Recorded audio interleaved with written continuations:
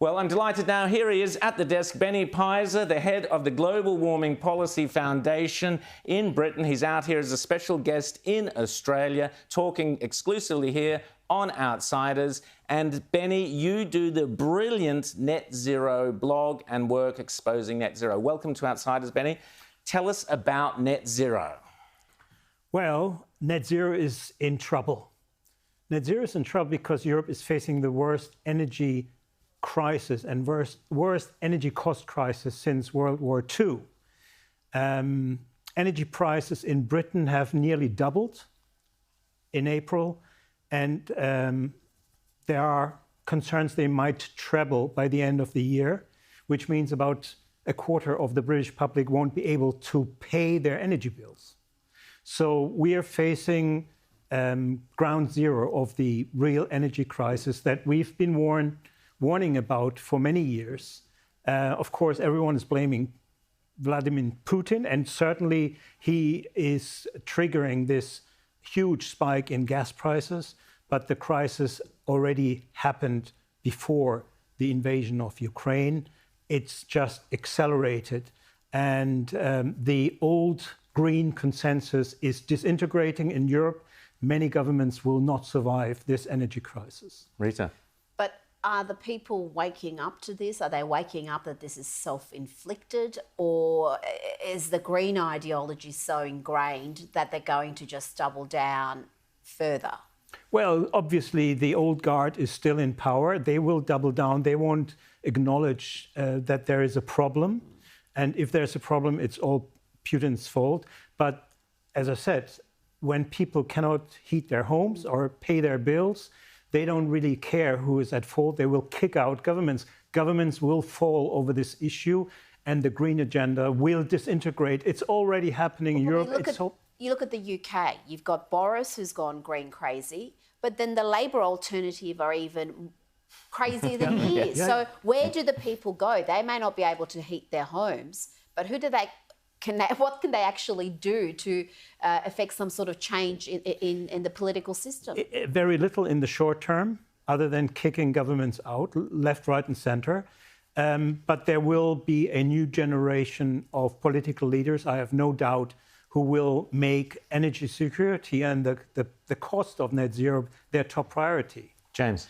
You mentioned Vladimir Putin before, Benny. How much, though, I find this fascinating to look at the energy crisis in Europe, how much of that has been driven by Russia's infiltration of green groups in Europe? In Germany, you see a lot of prominent former German politicians winding up with seats on boards in Russia and things like that.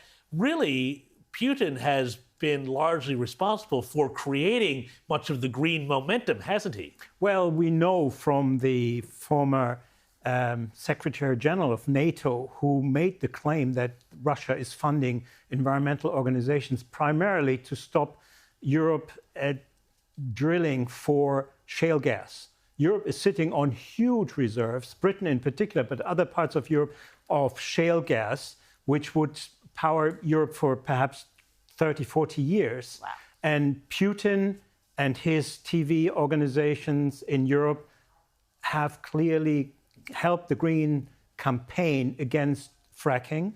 And also, you have to remember, natural gas prices in Europe are about 10 times higher than they are in the US, because Europe is not using its shale resources. So if Europe had started fracking 10 years ago, we wouldn't have that crisis at all, like the US is sitting on very cheap shale gas. So Putin has colluded with the green movement, not just in Europe, all over the world, also in the US, to support green activists trying to block domestic extraction of oil, gas, and coal, and offering, of course, Europe Russian oil, gas, and coal. Europe is completely dependent on Russia, on energy, which is why Europe finds it so difficult to deal with Putin. So, Benny, Net Zero Watch, your blog, is people must log on to that, netzerowatch.org. Yes. Yes.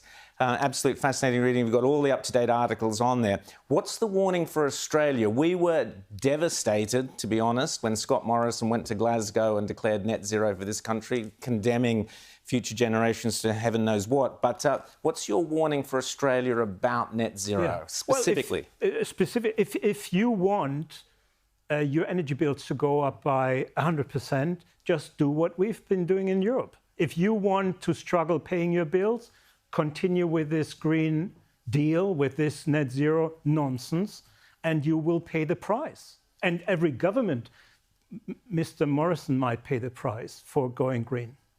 But we keep hearing from these climate independents, they call themselves, Labor, Greens, all of them, that the cheapest form of energy is renewables, that the sun and the wind, it's free. Yeah. So what is your counter to that? Because this is what so many Australians have been told over and over, and they believe it.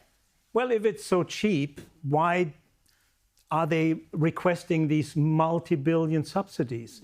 In Britain, consumers are paying £11 billion every year, which comes down to roughly £400 per household for renewables. Germany, it's 25 billion per year.